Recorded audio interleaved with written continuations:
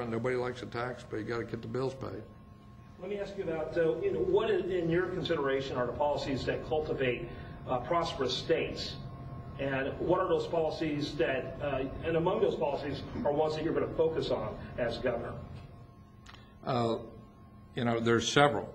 You have to have sort of this business-friendly environment of entrepreneurial culture, and it's more than just somebody giving speeches about it. By the way, I happen to think maybe a place to start is having a businessman being the chief executive of the state. Okay. Second, you need to have affordable housing, and this is something that we're good at Texas. We're great in Houston, where we did some things to revive neighborhoods, where you have more people pulling the wagon rather than less. And that's something where I have a real track record, and I know this. You need to have fiscal discipline. Balanced budgets help, and we've had that in our Constitution in the state of Texas for a long, long time. And to borrow money, you got to go and get a constitutional amendment. And a record number of those constitutional amendments to borrow money have come down under Governor Perry, probably more than all of his predecessors combined. And most of those were not Republican. This is the fiscal mainstream. But the key, I want to tell each person here these points.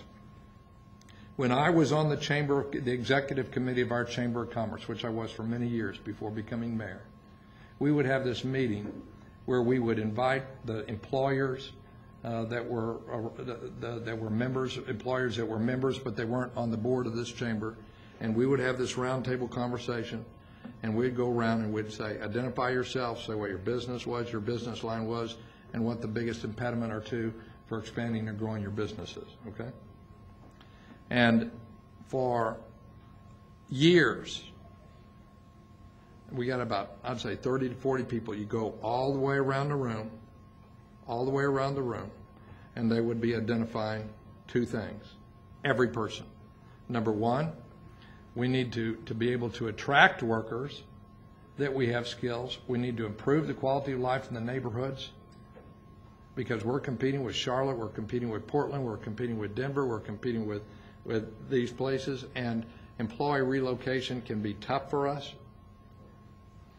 And it's out of that conversation that we created this Quality of Life Coalition, which is a business initiative in our city on parks and green space and clean air, because that is crucial for attracting good jobs for the future.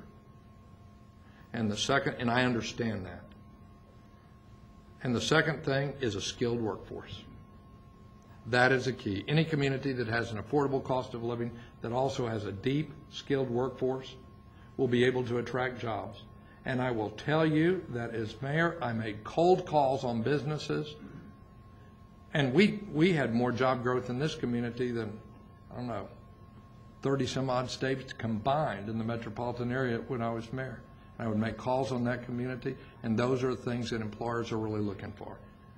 On that, I think I'll just say this: any public state employee who says that they are responsible for everything good about our state and our business climate, when we have had one of the fastest growing states for 100 years, is out of touch and trying to avoid accountability.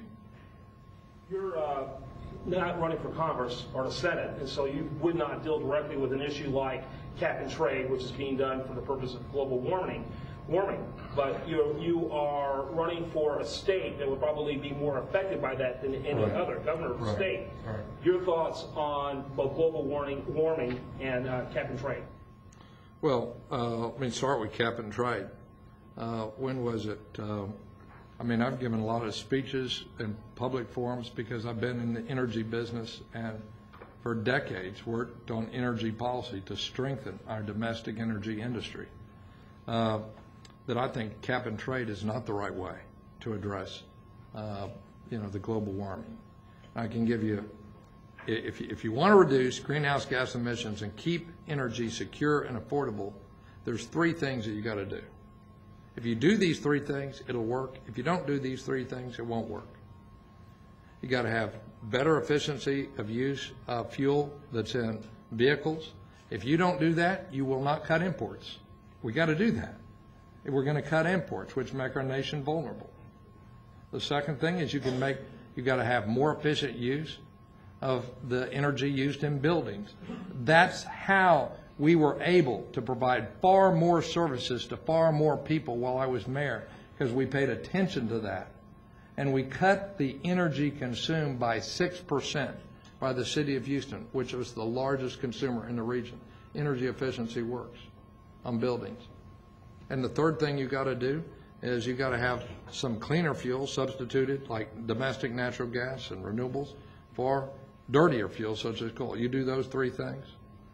I'm trying to figure out, I gave this speech before an environmental group in 2008. I gave it in March of 2009, or maybe it's before then, 2009, what is it?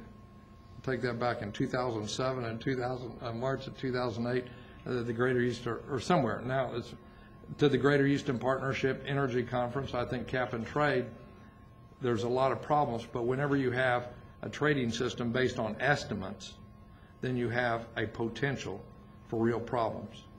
And I'll leave it at, and you get a situation like in the Waxman-Markey bill where a lot of people don't think it'll even, accomplish any of the goals. Natural gas is good. Natural gas is good. You got it. You have a position, You got it. actual position on global warming itself? You mean, am I a scientist? No, I don't think you have to be a scientist to believe in any issue that's going to affect public policy or Well, actually, I'll have a little, and I said, no. Actually, I tend to be very old-fashioned, and I tend not to substitute my opinion for scientists when I don't, I really haven't done some of the modeling. This is what it looks like to me. I guess I went for a while there because of the consequences. I guess I would call you probably in the early 1980s. I was an agnostic. I listened to a lot of the literature. But I worked with the National Academy of Sciences. They span all throughout the political spectrum. I'd say I conclude that there's a risk. The magnitude of the risk, I don't think they know what the magnitude of the risk is.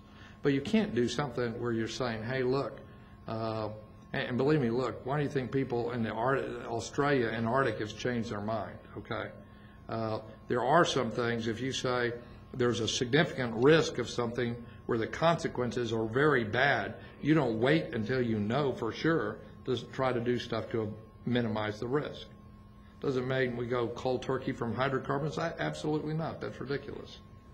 And I think this gentleman right here had the best solution, and I think I'd be the best person in the United States of America to make the case that if you want to reduce carbon emissions in this country, you substitute some natural gas for coal.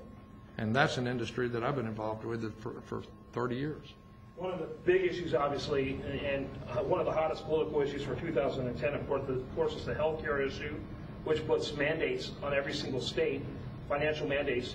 Our governor and mayor, our attorney general, rather, has taken the federal government to task on this, joining other states in a lawsuit. Would you support them? And what is your thoughts about the idea of the federal government mandating people that have to make a purchase like insurance? You mean like car insurance? Federal government. Okay, yeah. This is what I think. Call it, when I got to be mayor, we got the healthcare providers, this community, the physicians, clinics, we got together and we outlined a course of action which I think is a better course of action than anything adding to the federal deficit. And that would be to have more affordable clinics out in the community so people don't have to use the emergency room service. I think, Tony, we probably tripled the support of community health clinics when I was mayor, so you would have things closer to the people. And I didn't see Mike Sullivan over there.